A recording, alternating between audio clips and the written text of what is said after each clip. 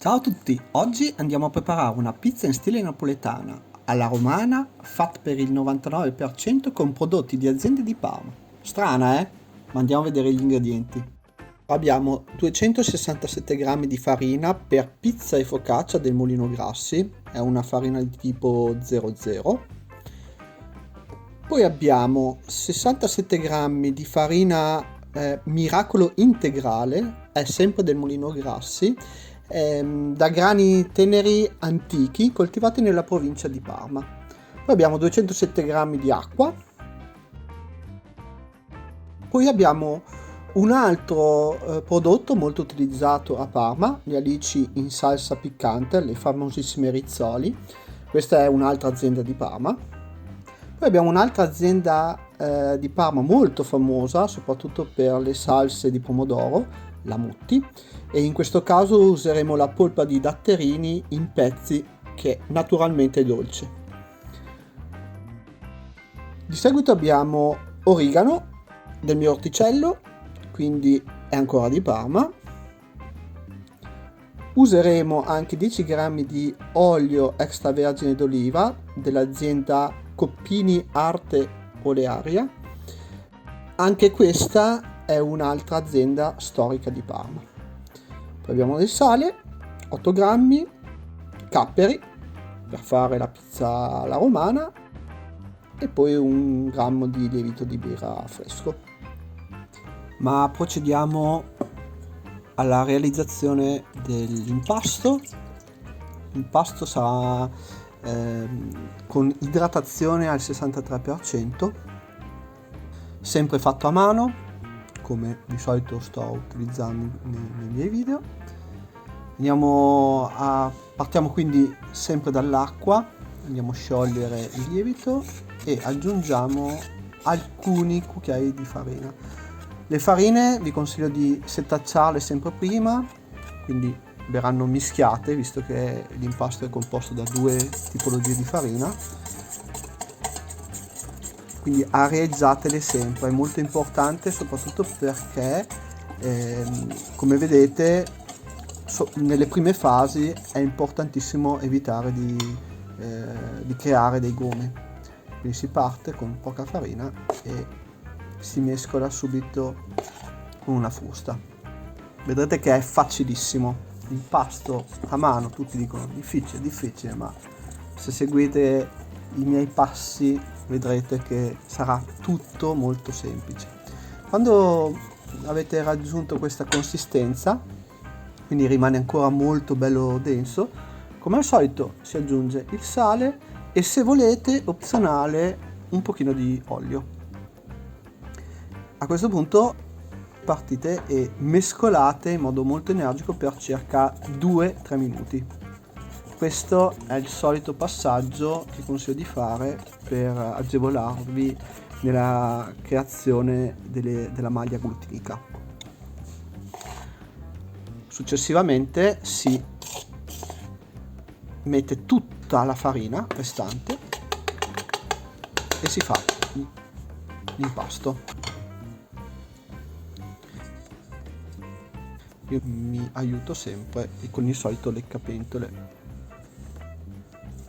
quindi partite dai bordi e cercate di spostare sempre la farina verso il centro.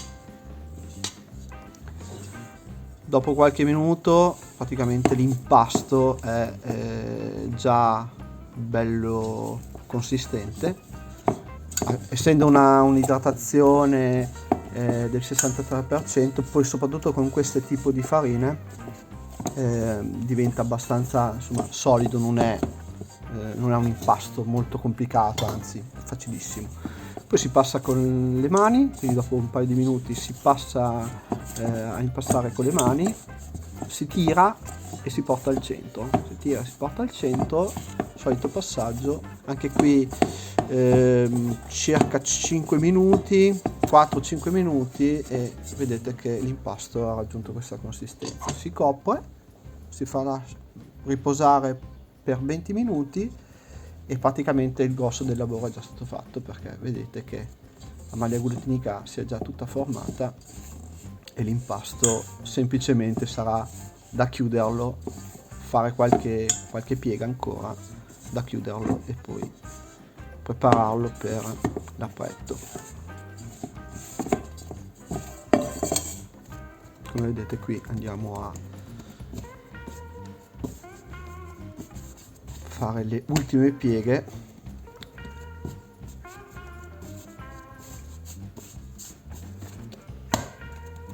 Con le dita, vedete, faccio qualche bucherello in modo tale che si va a immagazzinare dell'aria.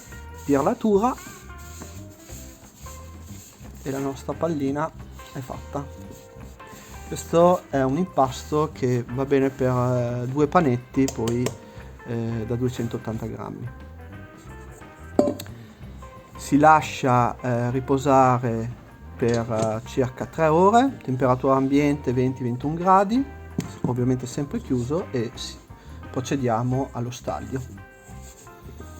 In questo caso molto semplice, dobbiamo semplicemente dividere in 2 il nostro impasto. Si può fare a occhio e otteniamo le nostre 2 palline per la pizza.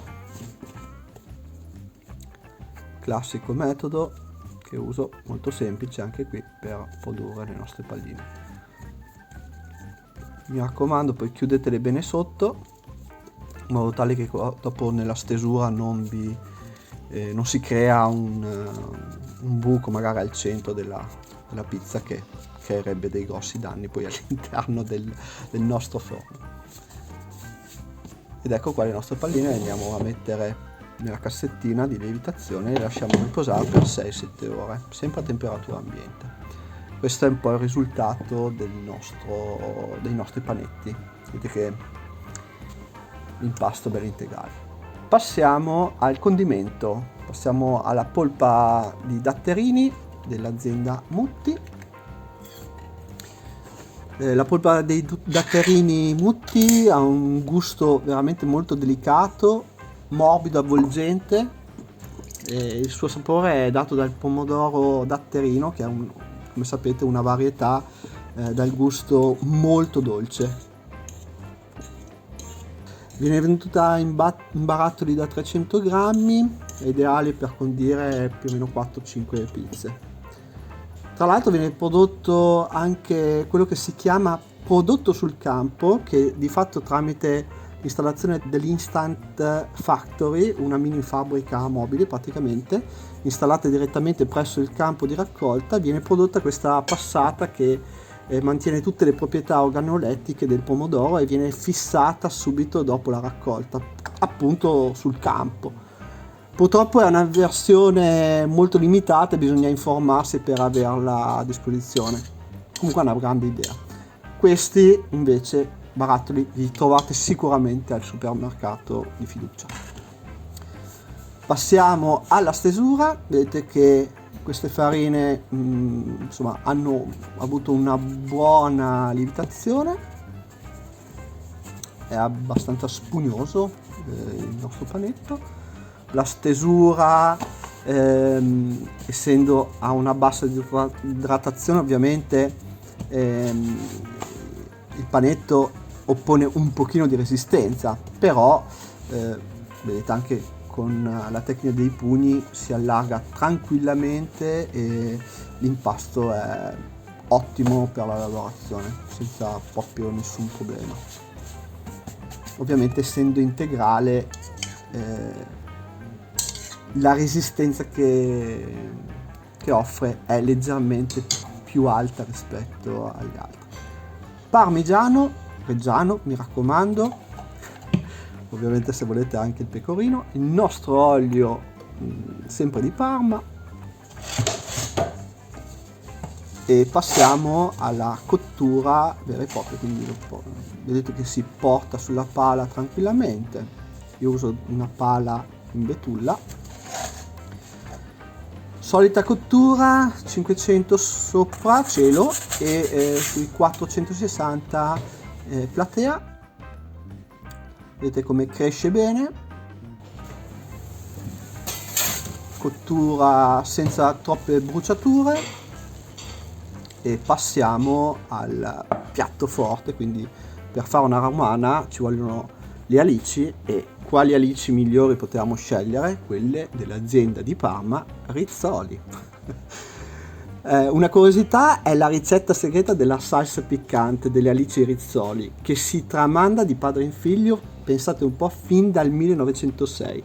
La ricetta completa la conosce attualmente solo l'ultimo erede, che è Massimo Rizzoli, ed è lui che sa esattamente le dosi precise, che sono rimaste invariate da più di 120 anni. La preparazione viene fatta solo 2 volte all'anno, e l'addetto ad esempio alla cottura è una persona di fiducia.